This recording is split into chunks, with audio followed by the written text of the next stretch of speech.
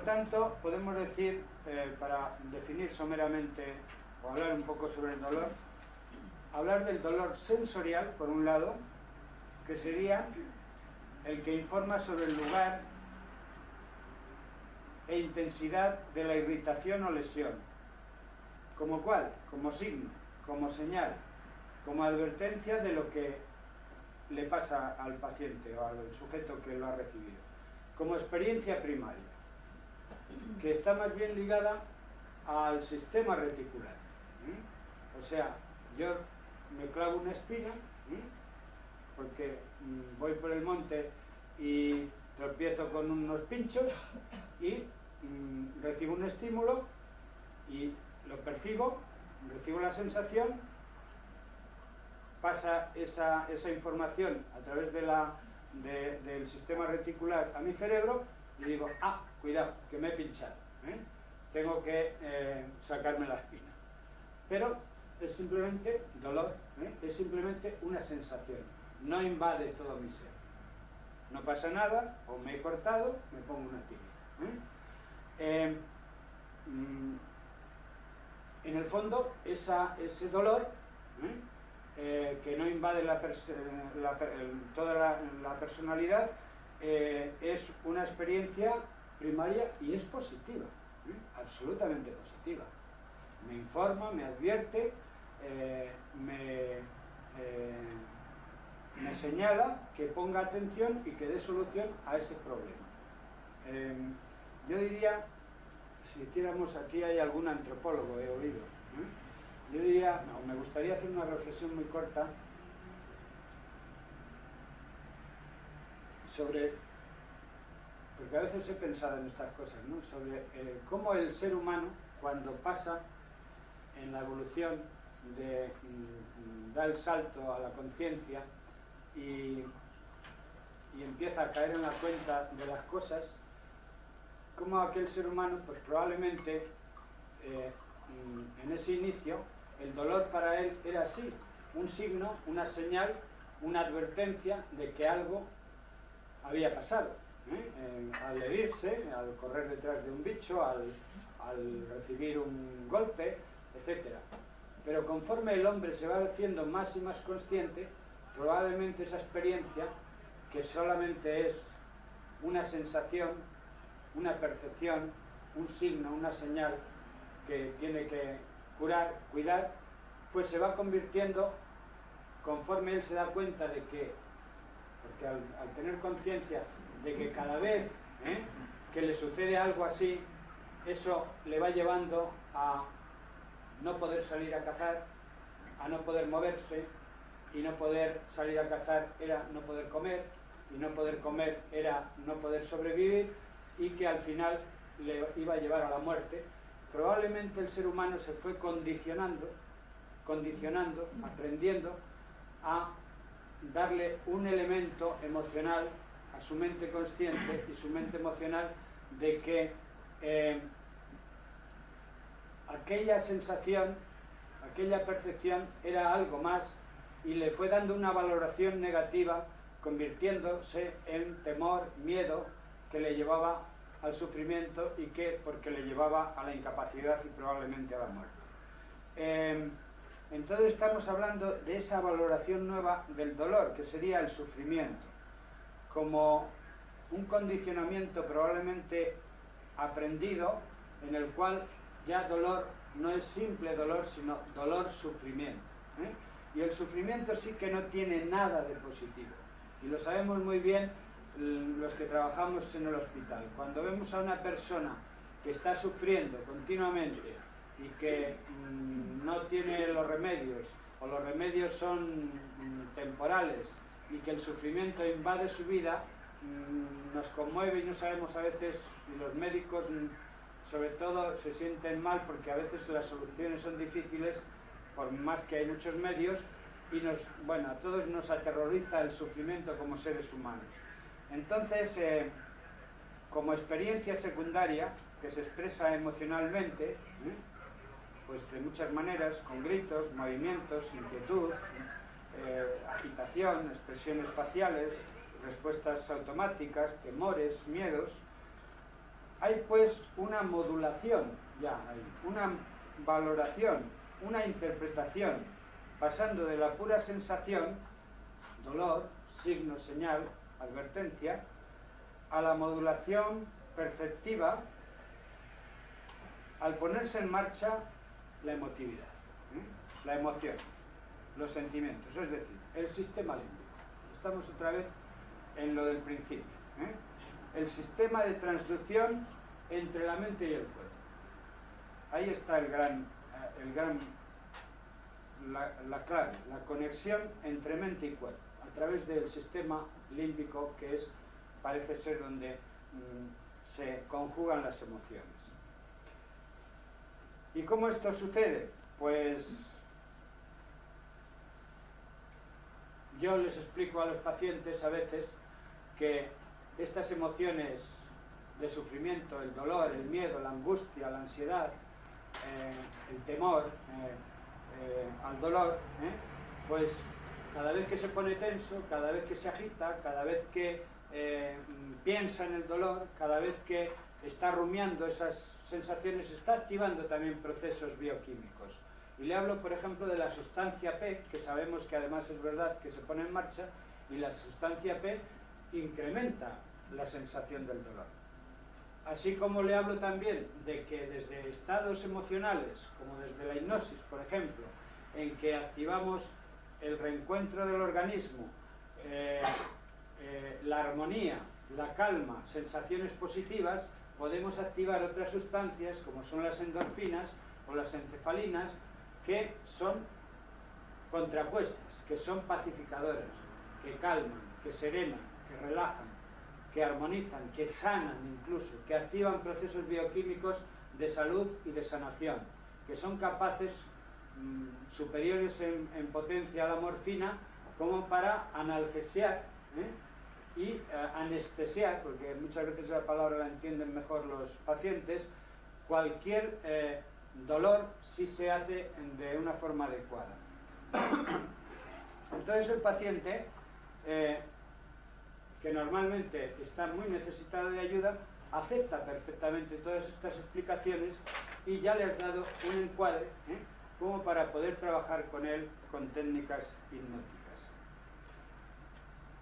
De tal manera, y le explicas un poco cómo a través de ese sistema límbico y esa conexión hipotálamo-hipófisis está conectado con todos los sistemas del organismo y que él los puede activar, y que su sistema nervioso central y periférico puede dar muchos mensajes, y que su sistema endocrino, porque a veces son problemas, por ejemplo, en las alopecias o en muchos casos que pueden tener que ver con, a través de la hipófisis, pues estás activando a través de los mensajes hormonales de las células, a través del flujo sanguíneo, estás activando las glándulas y aquellas que ese ser necesite para restablecer su equilibrio.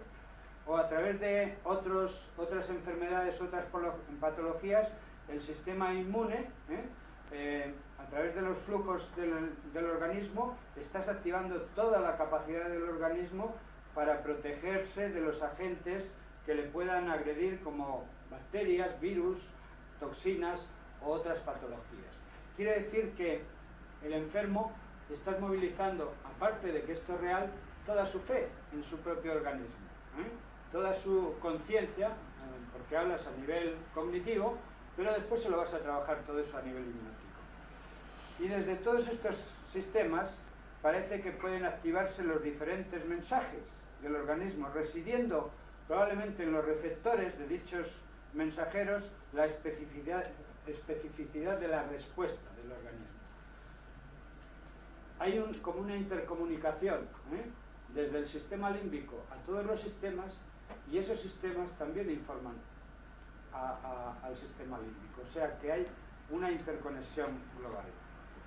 Sabemos también que la mente, y esto lo comprobamos muy claro en la hipnosis, que una idea y un pensamiento, un estado emocional, puede activar e inhibir la maquinaria bioquímica perfectamente y bioeléctrica del organismo, como estamos señalando, y si esa idea o ese pensamiento se ve envuelto por componentes auténticamente emocionales del sujeto, se extiende a estructuras de todo el organismo, cuantitativa y cualitativamente. Eso es muy importante, o sea, porque no sabemos hasta qué punto el organismo tiene la capacidad de dar sus propias respuestas. Desde la hipnosis, por lo tanto, estamos poniendo en comunicación estas estructuras, y el dolor tiene que ver con todas estas estructuras y con los estados emocionales, como vemos.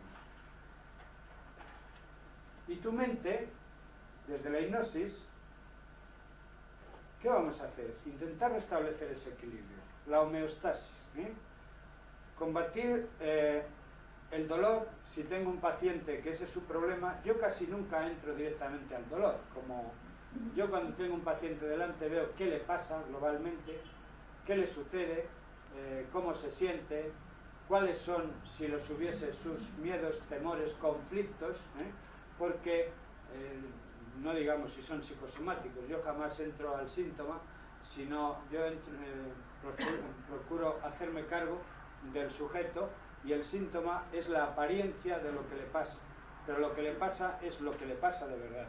Y muchas veces ni siquiera es consciente de ello, o lo manifiesta de una forma pues drenando por otro lado, por el cuerpo. En todo caso, muy importante siempre es escuchar al paciente, comunicarse con él, porque después su mente y su cuerpo será el que ponga los recursos en marcha. Sea como fuere, el tema de las endorfinas, la sustancia P, eso ya el día que os hable este especialista en el dolor, veremos más científicamente, por decirlo de alguna manera, cuál es la maquinaria que se pone en marcha en el organismo y cómo eso sucede. Yo estoy en un hospital, como veis, y ante un paciente de carne y hueso, quizás amputado, parapléjico, con cáncer, y mis criterios son la ayuda como psicólogo, la ayuda como terapeuta, la ayuda a ese paciente para afrontar ese problema que tiene delante. Y por eso le hablo pues de endorfinas para controlar el dolor, y de forma general le explico lo que es la hipnosis.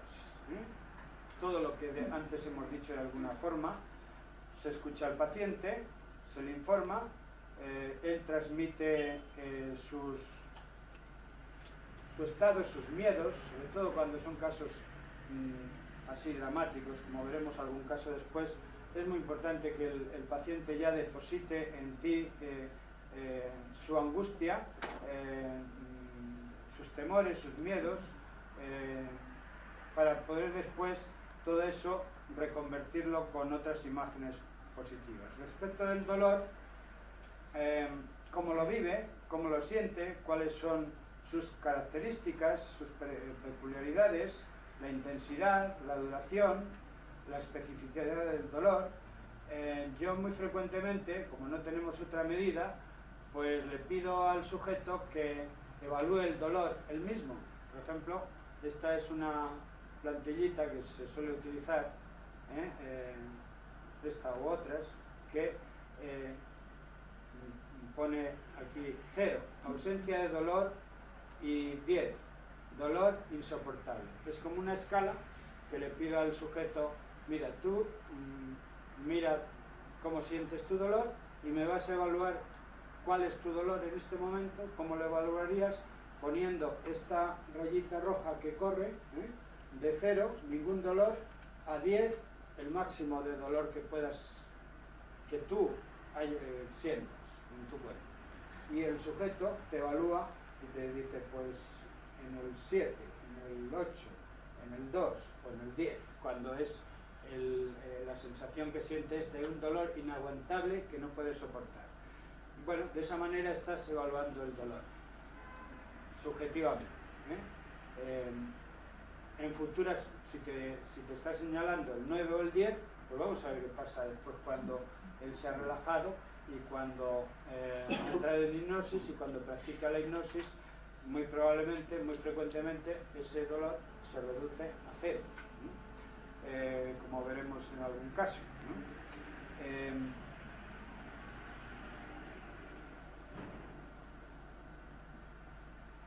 la hipnosis, vosotros ya lo estáis aprendiendo, cuanto más profunda, mejor. Para el dolor también, para todo en general, pero para el dolor, cuanto más profunda, mejor.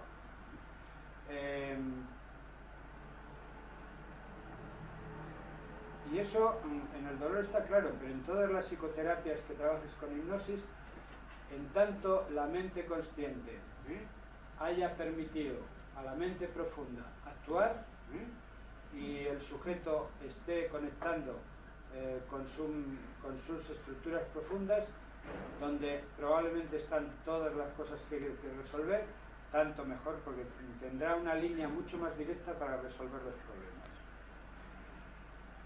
Vamos a hablar entonces del dolor, de la hipnoanalgesia. Desde este trance profundo, entonces desde este estado cada vez más, cuanto más profundo mejor, porque la hipnoanalgesia implica insensibilidad al dolor, que la hipnosis por sí sola puede conseguir. Yo a veces cuando trato el dolor ni siquiera hablo del dolor. Yo cuando trabajo con el dolor, la palabra dolor de antemano la dejo básicamente excluida. Porque como decíamos antes, si el ser humano se fue condicionando al dolor, uniendo dolor-sufrimiento, eso lo sabemos. Yo trabajé mucho, algunos años, vamos, con embarazadas, y todas las que sois madres aquí, o aunque no lo seáis, sabéis que si un día os quedáis embarazadas y tenéis un hijo, la unión que tenemos en nuestra cultura en la mente es parto, dolor. Parto, dolor. Entonces, quiere decir que el ser humano está muy condicionado cuando tiene que ver con el dolor, con el sufrimiento. El dolor en el sentido peor de la palabra. Entonces, la hipnosis por sí sola ya produce una analgesia, aunque no aludas al dolor. Aunque te venga un enfermo con lumbalgia, le hagas en la primera sesión, por ejemplo, una hipnosis lo más profunda posible y no acudes a su síntoma a decirle, y su zona, qué tal, que le duele, no le va a doler, no, para nada. Que se relaje, simplemente sale de la relajación, oye, ¿qué tal te encuentras? Bien, y mueves los hombros muy bien. Es que no me molesta nada, se me ha desaparecido todo. Yo no le he dicho nada respecto de su síntoma. Simplemente él ha dado sus mensajes internos y sus zonas que estaban muy tensas se han relajado, las molestias han desaparecido, pues es un proceso que su propio organismo ha realizado. Además, la hipnoanalgesia y la hipnosis en general no producen ningún trastorno bioquímico ni metabólico, bien al contrario, como hemos visto, activa todos los procesos positivos, no precisa de fármacos ni de instrumental médico, siendo utilísima para la sedación en el pre y en el postoperatorio, por ejemplo, en los casos de intervenciones y en otras intervenciones médicas, como en quemados, por ejemplo, que son las curas terroríficas, como os podéis imaginar, y que lo viven de una forma desestructurativa de su cuerpo. Teóricamente, la hipnoanalgesia es el anestésico ideal, y aquí Guillermo, que sabe mucho de eso, más que nadie, porque él trabaja con cosas muy puntuales. Cuando tienes ahí un enfermo, pues él sabe hasta qué punto eso es verdad, ¿no? La analgesia hipnótica está en relación directamente proporcional a la profundidad hipnótica, como en general en todo el tema de la hipnosis. Cuanto más profundo, mejor. Con una hipnosis profunda es posible una analgesia total, y hasta se podría practicar perfectamente una cirugía mayor incluso. lógicamente, esto no se hace en el hospital normalmente porque el hospital está muy estandarizado, están los anestesistas, los medios son, las técnicas son perfectamente controladas y adecuadas, y no nos vamos a exponer a hacer con una hipnosis lo que se hace normalmente con anestésicos. Pero sí es muy importante el preoperatorio y el posoperatorio y la misma inducción para la intervención, en la cual necesita mucho menos anestesia normalmente. Sin embargo, sí que hay casos, y yo he atendido alguno, en que realmente el sujeto no puede recibir anestesia por problemas cardiorrespiratorios. Yo recuerdo una paciente que la médico, la doctora Marín de cardiorrespiratorio, me pidió a ver si por favor la podía preparar para una intervención de cataratas que le iban a hacer porque le habían intervenido, estuvo en el quirófano, o sea, estuvo en la intervención de cataratas, pero no pudieron intervenirla pues porque estaba muy tensa, muy nerviosa y fue imposible. En medio de la intervención tuvieron que desistir porque no podían seguir adelante. Entonces me pidió a ver si yo la podía preparar para una futura intervención. Se la hicieron 2 sesiones, yo estuve allí en la intervención, que es maravilloso, una intervención de cataratas, como con el microscopio, allí están haciendo las suturas en el ojo, y la enferma, que tenía muchos problemas respiratorios y cardíacos, pues la intervención fue perfectamente con una hipnosis no muy profunda incluso, en este caso. Así que con la hipnosis ligera no habría analgesia. Con una hipnosis ligera no conseguimos una analgesia. Con una hipnosis media hay grados variables de analgesia, pero es en la hipnosis profunda con la que la analgesia es total.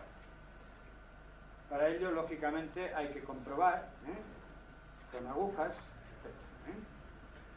Así que desde este trance hipnótico, a través de todos estos sistemas que hemos hablado y de inhibición de la sustancia P, y a través de metáforas, símbolos, el lenguaje, en la hipnosis es importante que aprendamos a poner en marcha toda esta simbología, simbología del placer, diría yo. Así como el sujeto viene invadido muchas veces por la simbología del displacer, del dolor, de la angustia, de la ansiedad, nosotros hemos de aprender a utilizar todos esos recursos del placer, con mensajes de bienestar, de armonía, de equilibrio,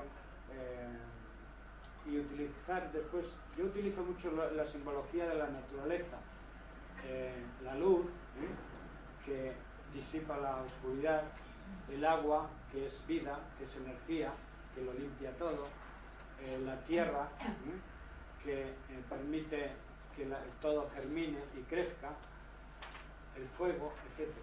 Tantos símbolos que la mente profunda entiende perfectamente, que la mente profunda es muy sencilla, muy simple, parece ser, y que comprende cosas muy elementales. Lo que hace falta es que los símbolos sean poderosos y estén adecuados a la realidad del sujeto. Descubrir métodos para utilizar la hipnoanalgesia, pues os voy a decir algunos. Para reducir es algo que depende mucho, por supuesto, del ingenio del que lo hace, y de la capacidad de la mente del sujeto que lo recibe. Las expectativas del sujeto son importantísimas. Cuando un sujeto necesita ayuda, si está mínimamente calmado, si está en un estado de mucha agitación, entonces es muy difícil.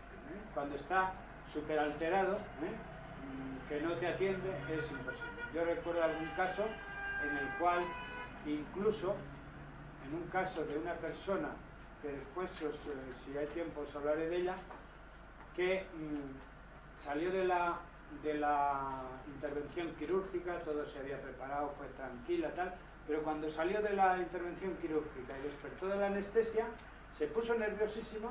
Ella entraba en hipnosis perfectamente, yo quise hacerle una inducción en ese momento, pero estaba en un estado muy nervioso y no fue posible. Después, a los 10 minutos sí, pero en ese momento no. ¿Qué quiere decir? Que cuando un enfermo está súper agitado, primero habría que tranquilizarle probablemente para poderle inducir.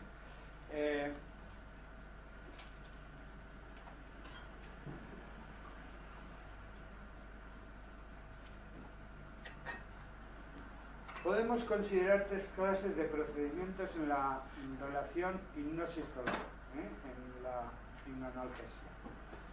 Sugestiones directas de reducción del dolor, ya no te va a doler más, o sea, eso no conviene hacerlo. Las sugestiones directas yo no las hago y ni siquiera habitualmente nombro la palabra dolor. Otra técnica que se puede utilizar es modificación de experiencias del dolor. Reinterpretar el dolor. El sujeto puede aprender a reinterpretar el dolor. A medida que te relajas más y más, irá disminuyendo cualquier sensación no deseada, etcétera, etcétera. Modificando el dolor. Y otra forma es alejar la atención del dolor y de su fuente. Normalmente hay, cuando el sujeto, y lo veis en la vida diaria, habla mucho del dolor, está comunicándose, y a veces te vienen los pacientes, toda su vida está centrada en el dolor. Todo el lenguaje es del dolor. Lo que rumia es cómo me siento de mal y cuánto me duele, cuánto sufro. Lo que se comunica con su marido, con su hija, con su vecina, con su tía y con su abuela es el dolor. No le preguntan, María, ¿qué tal? ¿Cómo te va la vida? No, ¿cuánto te duele?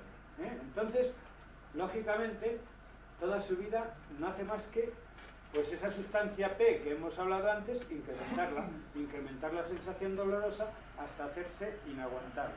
Entonces, por eso yo evito el hablar del dolor. ¿Qué técnicas podemos utilizar? Por ejemplo, una puede ser negando la existencia en hipnosis de miembro dolorido, el brazo no está más, no es frecuente que lo haga, pero voy a decir las que existen, las que yo conozco por lo menos. Una regresión